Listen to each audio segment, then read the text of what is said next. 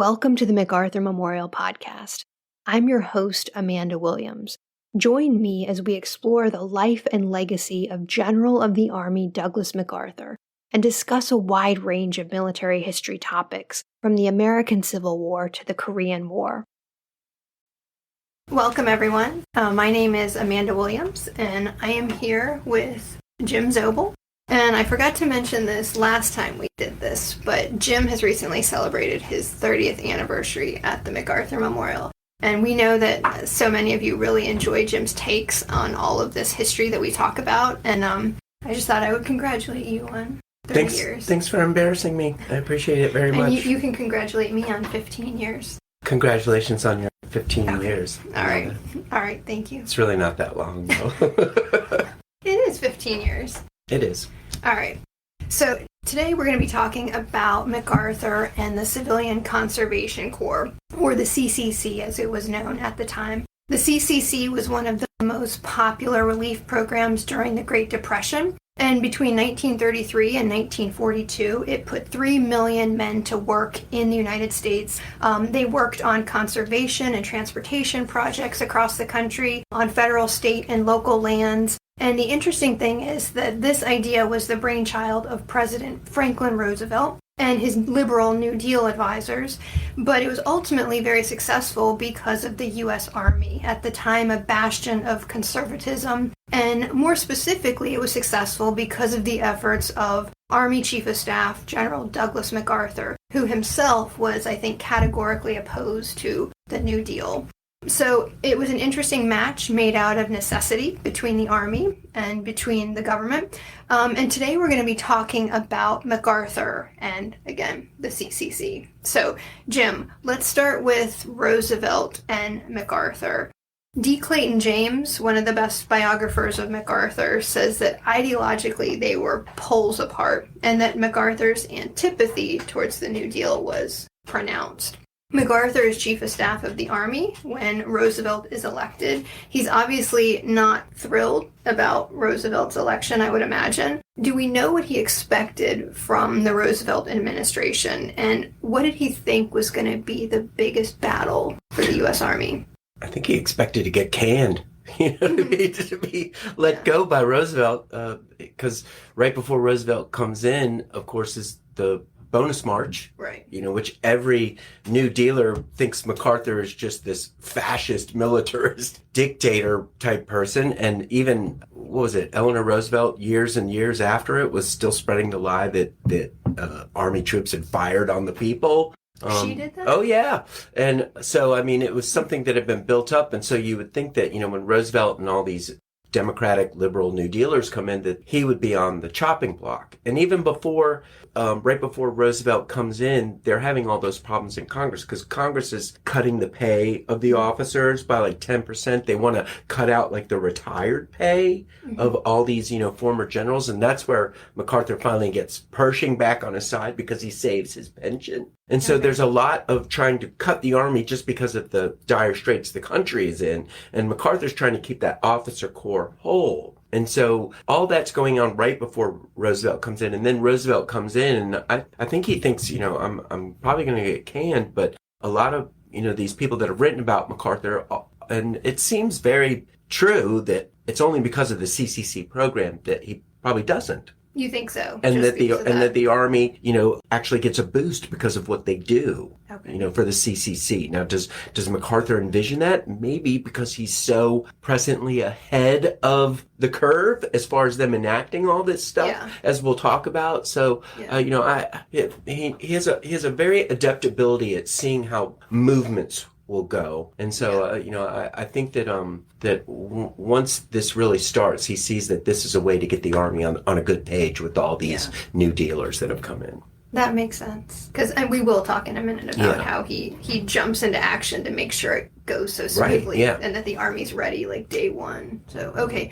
But before we get to that, though, so the CCC is established via legislation and executive order in spring, I think let me look at my notes. 1933. Yeah. So it's favorably received by most people, but the vagueness of the legislation establishing it does concern some people. What are some of those fears? I know labor unions have some fears. I know some people are afraid of. Well, you tell us. Yeah, that guy, the guy who runs the American Federation of Labor, I think it's Maurice Green or something like that. He says it's Hitlerism, because Hitler's just come to power in Germany. You've got the Soviets basically controlling everybody's lives and also building. You've got the Japanese who have now militarized. They've gone into Shanghai, and they have already had the Mukden incident. And so I think a lot of these people in the United States are looking around the world and seeing how all these ultra-nationalistic militarist groups are working to mobilize all the people in those nations, to be militaristic. And so they're worried about that if the army's going to run this, especially because, like we just said, what they think about MacArthur running it as far as, the bonus march had just happened where the army had gotten the stain of going in and control, wiping out the Veterans March. And so I think a lot of people are very worried about that as regimenting young society, militarist education of our youngsters. Because I think of the CCC, of the 300,000 that, they bring in that early point, I think it's like 80% are under 21, and most of them are high school dropouts, they couldn't get jobs, but they were willing to go to work, in this program, which was like an outdoors, Department of Interior, kind of situation. So military age men, a lot of them probably very impressionable. Yeah. And you're pulling them all together, and who's going to be in charge of this? Is this a standing pseudo paramilitary force? Yeah, and I think a lot of people are worried about that. Yeah. MacArthur initially comes out though and says, no, it's not going to be that, right? Yeah. But later on, he'll have different ideas. Okay. So we'll you've got this opportunity right in front of you. He wants to take advantage of it. But not in the sense that these people are thinking, this is like this fascist movement, that's going to happen. Okay. All right. So we talked a little bit about this before, but MacArthur sees this legislation coming. He starts getting the army ready for it. So what does he start doing? Well, what they want the army to do, it'd be a Department of Labor, Department of Interior, agricultural type program, to put all these people to work, like you were saying, infrastructure and parks and things like that, But the army is going to be responsible for bringing all these people in, having like a 3-week training course, inoculating them all, basically like getting them ready to, and then they have to ship them to these 1,400 camps that are going to be established in 49 different states. And so it's this massive I think they're bringing in like 8,500 people a day. And so that's going to be their job. And the legislation gets proposed, I think it's March 10th. It's going to be enacted on the 31st. But on the 24th, MacArthur's already got this Colonel Duncan Major, I believe is his name, who's working. And they have an entire budget already. They can go 7 days before Congress even approves this thing and say, we have the entire budget all ready to go. Because MacArthur had seen, they're going to make us do this. We got to have this right now. And, it'll come down to later, they're going to have to take over a lot more than that. But that's what I mean about MacArthur being on top of things. And so as soon as even before it's enacted, the army knows exactly what it's going to do and, has a plan all ready to go, to bring in these people and ship them out and train them, for 3 weeks. Make sure that they know sanitation and all these other, things. It always strikes me, in this particular case, how good MacArthur was at understanding how the legislative process works and how these bills come up. And where do you think he learned that? Do you think that's when he's in Teddy Roosevelt's White House for a while, or when he's, working for Newton Baker right around the time of World War I? Like, where do you think he gains that political acumen of knowing this is what I have to keep an eye on? I think it's just that entire concept of preparedness. Be prepared. And that's all he ever talks about. Before World War I with Leonard Wood and all those people that were all about preparedness. And as well, being in the Army, you see that the Army is really the only thing that is capable of carrying out these things because it's all by orders and it's very job oriented. This is your job. You're going to do this. And the Army is especially capable because they get rid of all the, in a sense, they get rid of a lot of the bureaucratic oversight of things because the Army commanders can cut through that. And that's the way MacArthur will set this up. as you know, when the army is asked to take over basically everything, to run the camps and all that stuff, MacArthur sets it up so it'll be under the Army Corps area assignments, and generals will have complete authority. Nobody will be able to say no, and that's to streamline everything. Okay. To make that happen. And so I think MacArthur sees that as the Army's capability. He doesn't like the fact that the Army has to do this and never will, but he knows that they are the only ones that can do it.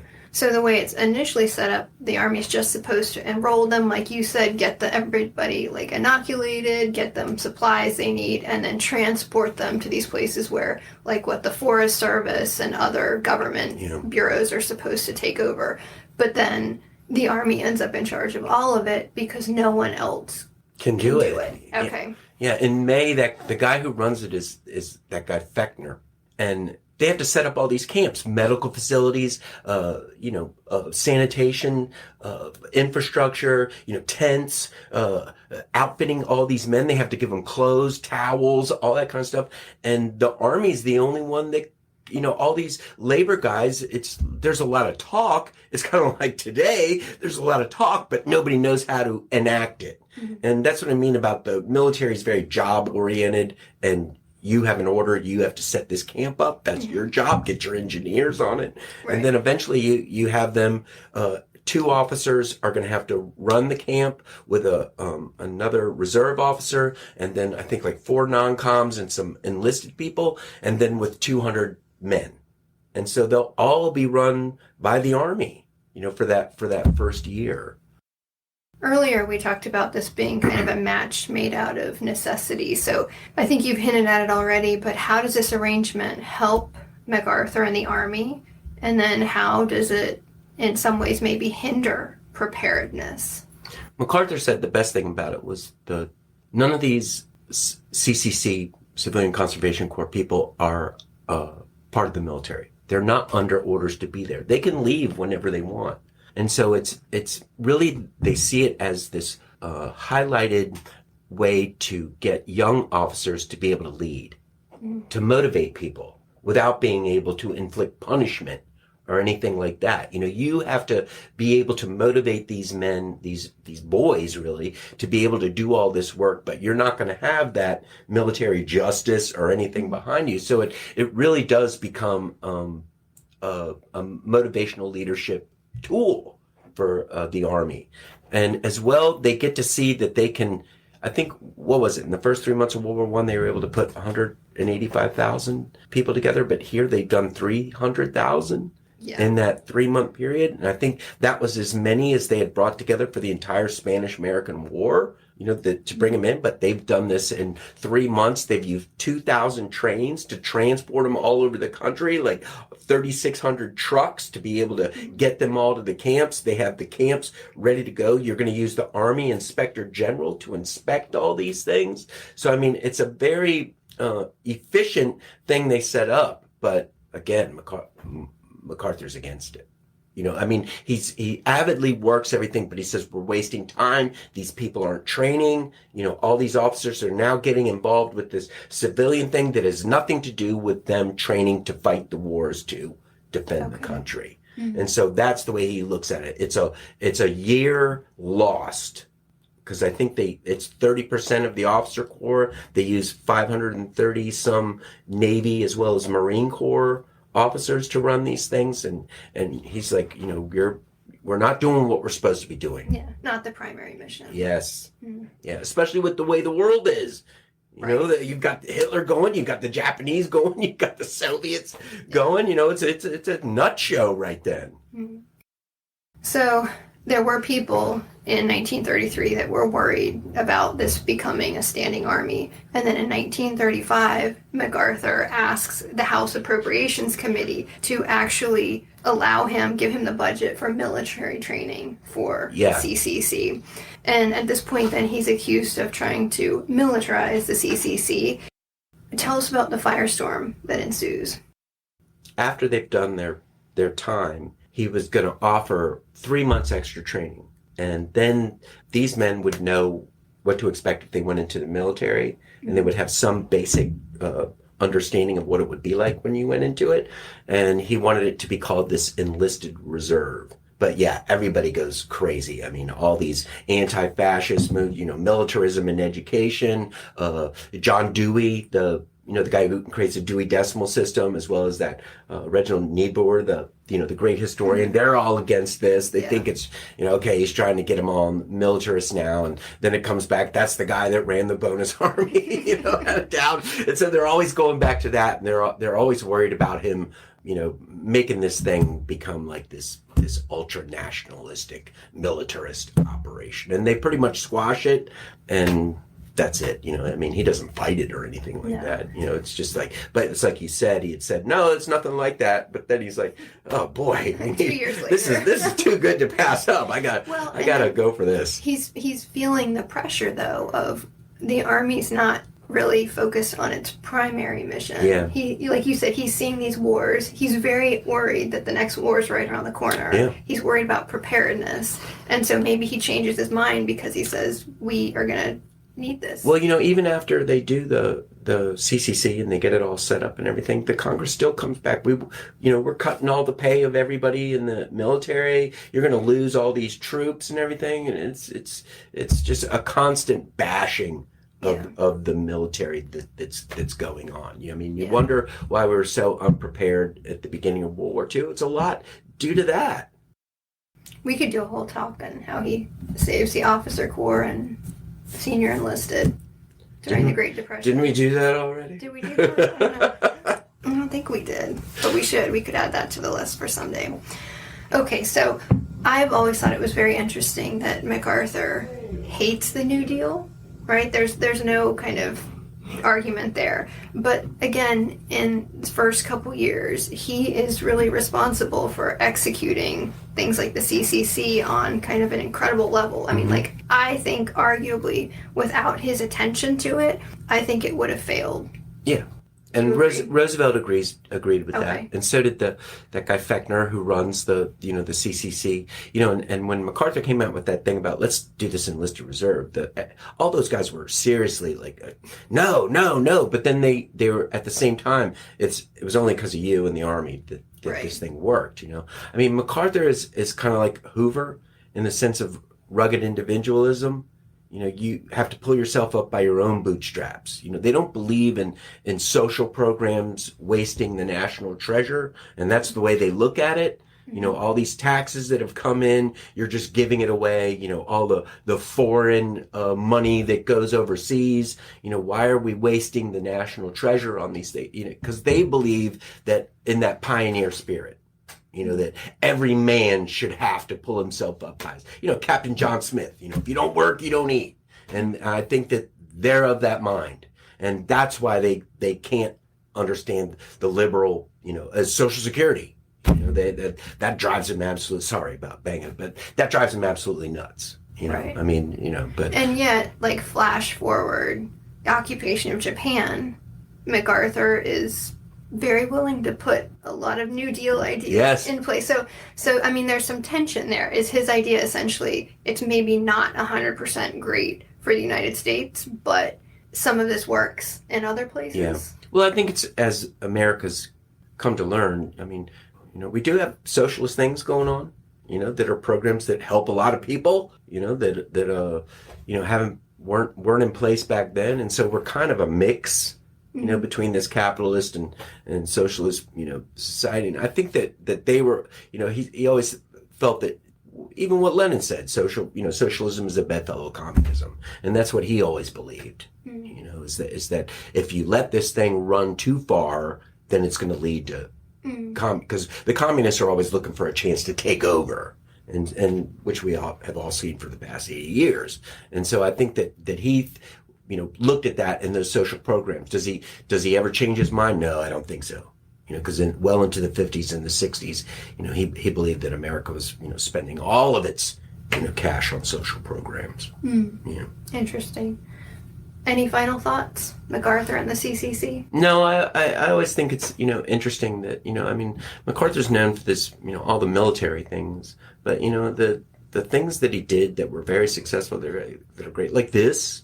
The CCC was a great thing.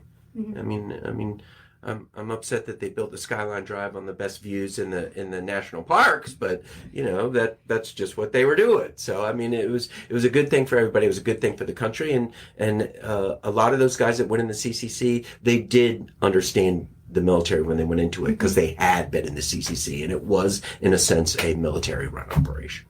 Do you have any final thoughts? No, I think you summed it up. I've just always thought it was interesting how he opposes it, but does it very well. Mm-hmm. I think he's a very loyal Army officer.